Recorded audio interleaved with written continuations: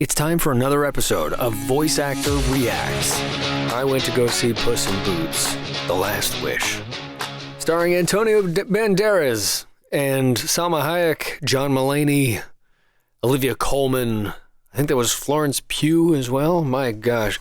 We're going to have to IMDb this one just to make sure. Doop-de-doo. Puss in Boots. Antonio Banderas has been playing this character for, I think, a decade, maybe more, maybe 2 decades. It was a classic character for a long time. Why? You know, back in the good old days of casting celebrities in groundbreaking animation, they used to get people who could really do something interesting with the performance. You know, like we got the entire re-recorded Shrek movie, which was originally supposed to be Chris Farley, but then Mike Myers recorded it, and then they animated it, and then he said he wanted to do it with a Scottish accent, so he re-recorded it, and they reanimated it, and of course it made it the big smash hit that it was. Following in those footsteps, they decided to give Puss in Boots a fun accent, and who better to play this sort of Zorro-esque character, and there's a lot of Zorro references in his performance, and really what they've just added to the character. Who better than Zorro? You know, so Antonio Banderas, he's been playing this character for a long time, and he nails it. Why? Why is it good? Why is this the exception to the rule in terms of celebrities playing cartoons? Because he's actually having fun. He's actually doing a performance, and the character has an arc. That's the big separation. We see he is originally this grandiose, self-important, larger-than-life, fun character, something that the kids will imitate because they give you a lot of opportunities to. It's a fun, masculine character with bravado. We like Puss in Boots because he's so over the top. And this movie gives him the opportunity to scale that back, do some internalizing of a struggle that he's having. He grows, he changes, and yet the voice doesn't change. What changes is the character. And this is what misses in so many celebrities' performances.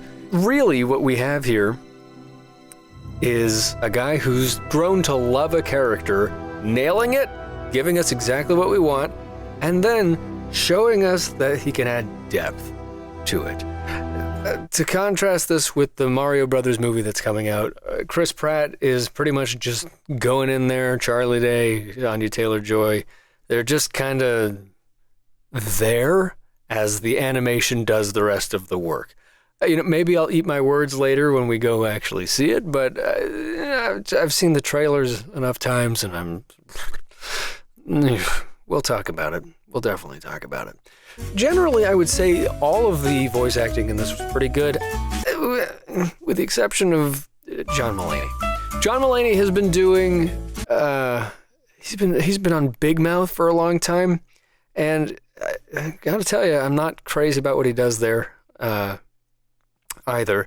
Brilliant comedian. I love John Mulaney's stuff. I like his stand-up, and he knows how to play with his voice and with his delivery, but he kind of phoned in what anybody would do with this character. It sounded like him. It sounded like him doing other bits. He was kind of... I have an ear for these things, so I know when somebody's been given a line read, and in some of those cases he really was. Fun character, did he destroy the movie? No. Olivia Colman's character, Mama Bear, delivered one line so beautifully. She's a minor character, but and not a whole lot of lines, but she made me well up with just one line, and it was because she delivered it so earnestly, she committed to it, and because you can feel this quick moment, but you feel the gravity of it, and it really does give you an emotional response. I don't love when they get celebrities to sing. I didn't love the musical number in the opening here. Antonio Banderas sings his own theme song for Puss in Boots, and when they do this kind of stuff, it's a whole lot of, pitch correction, extra compression, and maybe even voice doubles, but it always sounds super, super processed to me. But we have a big bad wolf, and some of the lines, we can tell there's a lot of cuts in between the deliveries here, because we'll start up here and then we'll get one word up here, close to the microphone, and growl. And then that gets EQ'd and split, and then it makes it sound, exciting. But essentially, we've exited the realm of voice acting, and we've entered the realm of radio production, matched with picture. Is that the performance? At that point, it's really the engineer and the sound mixer who are bringing life to a performance, splicing lines together so that they start one way, and then they say, do it a different way. They go, now do it this way, and then he does it that way. And it starts here and ends here, but it sounds unnatural. There's some really good bits with Perito, the little dog, and, well, he was a fun, consistent character. Again, we don't see that arc that makes Puss in Boots brilliant. But there are some tender moments mixed in with the brainless, annoying stuff. And that, at least showing contrast and showing, range of emotion and range of character in different situations, that's mwah. Versus John Mulaney's pretty much one-note performance. And they do alter his voice when he gets bigger and he gets smaller. Okay, that's, again, all the engineers, all the microphone doing all the work. But again, I laughed. I welled up in some points.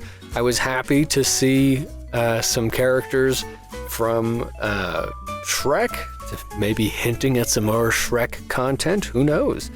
And then we had what was basically, we can't say it was Jiminy Cricket, but it was pretty much Jiminy Cricket. And it was just a silly voice. I don't know who this guy was.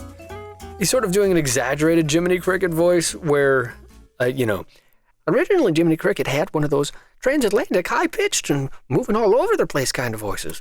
And he, goes harder with it in this, and it almost sounds like Jimmy Stewart, but he's, pleading with everybody to just be good. And it's, you know what, it was a welcome performance. It was very funny. I didn't expect that character in this, and, I don't know. It was just one of those things that just added some extra shine to it. Overall, I gotta say, they did have fun here, and that's the name of the game with animation. I had fun watching it, and, when I compare this to stuff like Lightyear or Turning Red, this was good.